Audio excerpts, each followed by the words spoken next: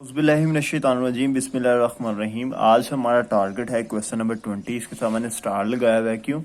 क्योंकि इस तरह का क्वेश्चन भी आपसे पेपर में पूछा जा सकता है। बेसिकली ये क्वेश्चन अब नॉर्मल लॉस की का ही सीरीज़ का एक क्वेश्चन है, लेकिन इसके अंदर एक चीज़ डिफरेंट है। वो डिफरेंट ये है कि ये यूनिट्स लॉस हुए हैं अब नॉर्मल लॉस में, उसकी जो कंप्लीशन है वो उन्होंने दी कि कितनी डिग्री तक या कितने परसेंट यूनिट्स आपके कंप्लीट हैं। तो इस केस में हम क्या करेंगे? चलो मैं सबसे पहले क्वेश्चन पढ़ता हूँ, फिर मैं आपको बताता हूँ ये दूसरे से कैसे मुख्तलिफ है और हम इसे कैसे अटैम्प्ट करेंगे। यहाँ से क्वेश्चन स्टार्ट हो रहा है। Production department provides following data as to quality of units processed by department D during December 20। अब ये डिपार्टमेंट डी की बात कर रहे हैं हमारे साथ। कह रहा है कि रिसीव्ड इन 1600 यूनिट्स आपने रिसीव किए हैं, ट्रांसफ़र आउट 1500 किए हैं, और loss due to defective material. Defective material का हमें पता होता है ये अब नॉर्मल लॉस है। ठीक है, ये आपको मैंने पहले दिन ही बता दिया था कि ये अब नॉर्मल लॉस होगा अगर डिफेक्टिव मटेरियल आएगा। नॉर्मल लीकेज होगा, नॉर्मल स्पॉइलेज होगा, नॉर्मल मटेरियल डिस्ट्रॉय होगा, तो फिर हमारे पास वो नॉर्मल लॉस होता है। लेकिन अगर डिफेक्टिव का वर्ड आ जाए तो हमारे पास ये अब नॉर्मल लॉस होता है।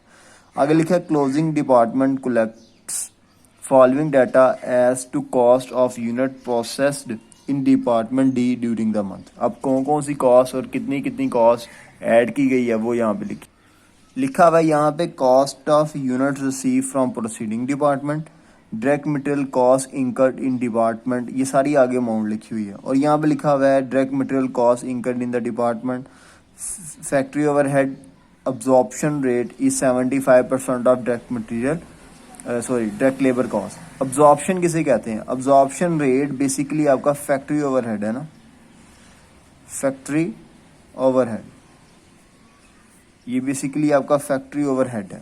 ठीक है, आगे लिखा कॉस्ट ऑफ प्रोडक्शन रिपोर्ट करें। नीचे है ये एक हिंट दिया हुआ है किस तरह से सॉल्व करेंगे। अभी मैं आपको ये समझाता हूँ इसका मतलब क्या है और इसको हम कैसे सॉल्व करेंगे। अगर आपने नोट किया हो यहाँ पे यूनिट स्टिल इन प्रोसेस नहीं दिया हुआ और इसकी आगे परसेंटेज नहीं दी हुई है कितना कंप्लीट है कितना कंप्लीट नहीं है।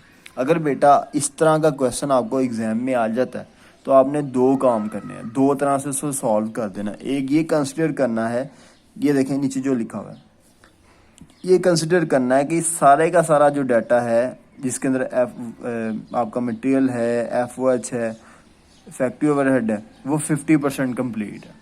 एक आपने क्वेश्चन इससे सॉल्व कर देना है, वही क्वेश्चन दोबारा से आप सॉल्व करेंगे, फिर वो 100% के एतबार से आप उसको सॉल्व करेंगे।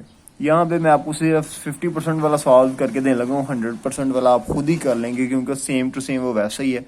यहाँ पे मैं चाहता हूँ कम से कम टाइम में आप ज़्यादा से ज़्यादा सीख लें। ठीक है, चलें अब हम करते हैं क्वेश्चन को स्टार्ट।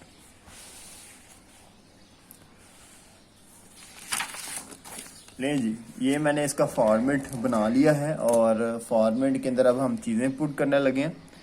सबसे पहले हमारे पास यहाँ पे यूनिट्स आते हैं क्वांटिटी शेड्यूल में, वो जो साफ साफ यहाँ पे लिखे हुए हैं कि 1600 जो यूनिट्स हैं वो हमने रिसीव किए। अब यहाँ पे मैं लिखने लगा हूँ, ये कुछ लग गया है। यहाँ पे सबसे पहले हम हेडिंग बनाएंगे क्वांटिटी शेड्यूल की, इससे बना लेते हैं ब्लैक से।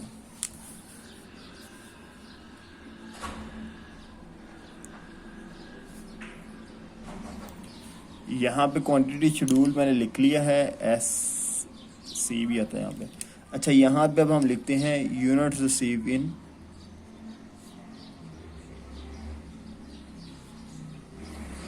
कितने यूनिट रिसीव किए हैं, यहाँ पे यूनिट्स की हेडिंग, और यहाँ पे भी यूनिट्स की हेडिंग 1600 यूनिट्स हैं वो हम यहाँ पे लिख देंगे। ये हमने 1600 लिख दिया। नेक्स्ट हमारे पास जो आएगा, हम यहाँ पर लिखेंगे units transfer out, units transfer कि हमने कितने यूनिट्स को ट्रांसफ़र किया। ठीक है, वो यूनिट्स हमारे पास है 1500। नेक्स्ट है यूनिट्स लॉस्ट, या यहाँ पे आप लिख दें डिफेक्टिव गुड्स। डिफेक्टिव गुड्स जहाँ पे होता है उसका मतलब क्या होता है, ये आपका अब नॉर्मल लॉस है।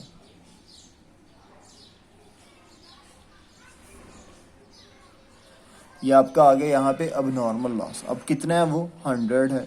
अब यहाँ पे जो क्वेश्चन मैं सॉल्व करने लगा हूँ वो मैं करने लगा हूँ 50% मटीरियल, 50% FOH और 50% लेबर। तीनों को 50-50% हम ले लेंगे। ठीक है, बड़ा सिंपल है। इन तीनों को प्लस करेंगे 1600 हमारे पास यहाँ पर बी आ जाएगा। ठीक है, ये पहले वाला पोर्शन तो हमारे पास हो गया कंप्लीट। अब हमने बनाना है इसका दूसरे वाला पोर्शन। उसके लिए हम यहाँ पे लिखते हैं cost charge to the department. अच्छा, ये हमने अज्यूम किया हुआ है, आप चाहें तो इसके साथ अज्यूम्ड लिख सकते हैं क्योंकि ये हमने अज्यूम्ड ही किया हुआ है। यहाँ पे अब लिखेंगे cost charge to the department.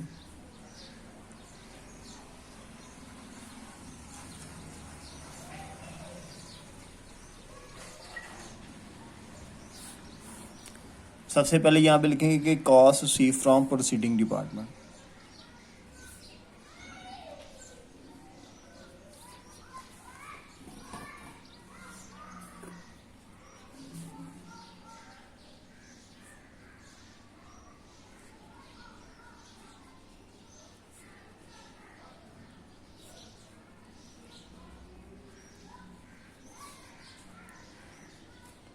मैं अभी सोया उठा हूँ तो उससे सीधा लिखा नहीं जा रहा। अच्छा, यहाँ पे टोटल कॉस्ट उसने हमें क्वेश्चन में दी हुई है, मैं आपको एक नज़र दिखा भी देता हूँ। वो ये है 3,60,000। यहाँ पे आप लिख देंगे, ये मैंने यहाँ पे अमाउंट उसकी लिख दी है। और साथ ही यहाँ पे अगली हेडिंग यहाँ पे जो बनानी थी cost added by the department. अब 3 तरह की कॉस्ट जो है वो ऐड करता है। एक होता है मटेरियल, दूसरा लेबर, तीसरा हमारे पास होता है FOH। अब इस सब की अमाउंट्स उसने हमें यहाँ पे गिवन दी हुई हैं, वो हम यहाँ पे देखें, ये लिखी हुई है 2,48,000। सेकंड वाले की आएगी 2,48,000। नेक्स्ट की जो तीसरे वाला है उसकी हमारे पास आएगी लेबर की उसने दिया 2,48,000 लिख लिया, आगे लिखा 1,98,400।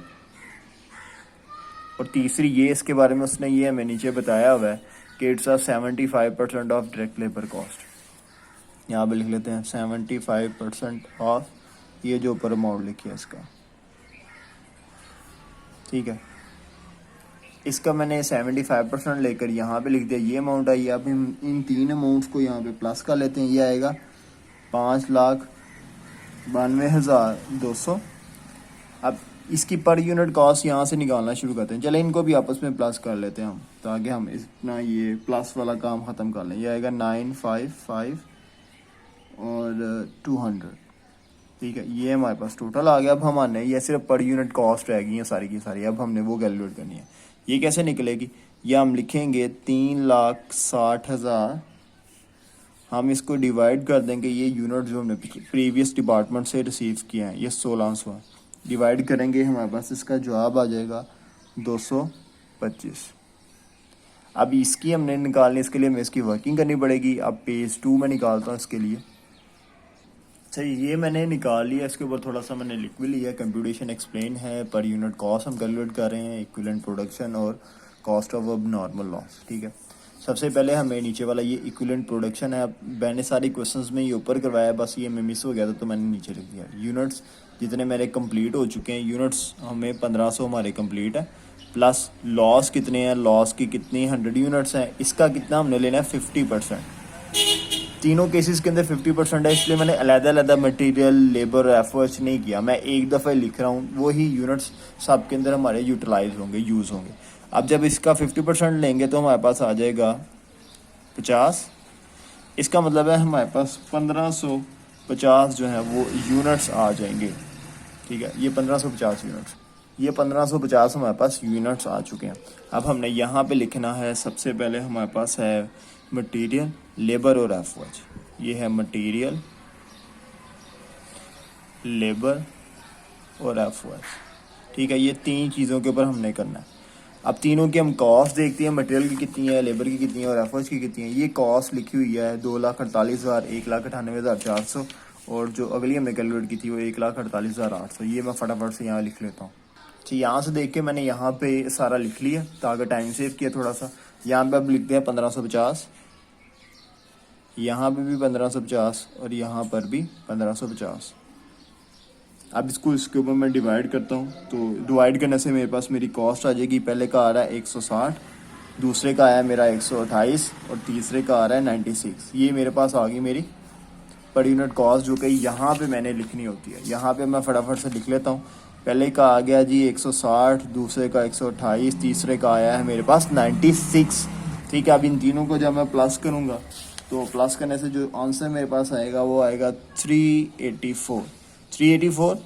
और अब 384 ये वाली रकम को जिस तरह हमने इसको और इसको जमा करके यहाँ लिखा था, अब इसको और इसको जमा करके यहाँ नीचे लिख देंगे, वो हमारे पास हमारा आंसर आ जाएगा 609। ये ओवरऑल हमारी जो टोटल आ चुका है। यहाँ भी मैं टोटल लिख देता हूँ।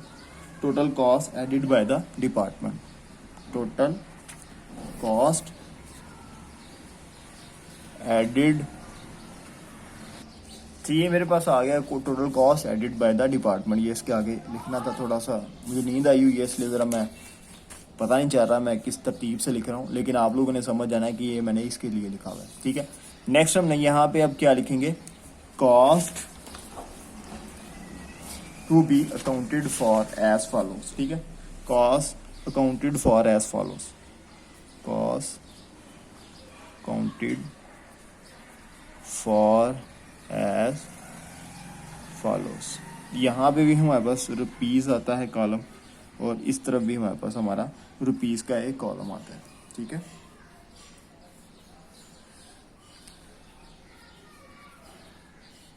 ले जी, इस क्वेश्चन में जो चीज़ डिफरेंट है ना वो आपके सामने आने लगी है। दूसरी जो चीज़ डिफरेंट है, पहले सबसे पहले अब हम यहाँ पे क्या करेंगे, कॉस्ट ट्रांसफ़र आउट।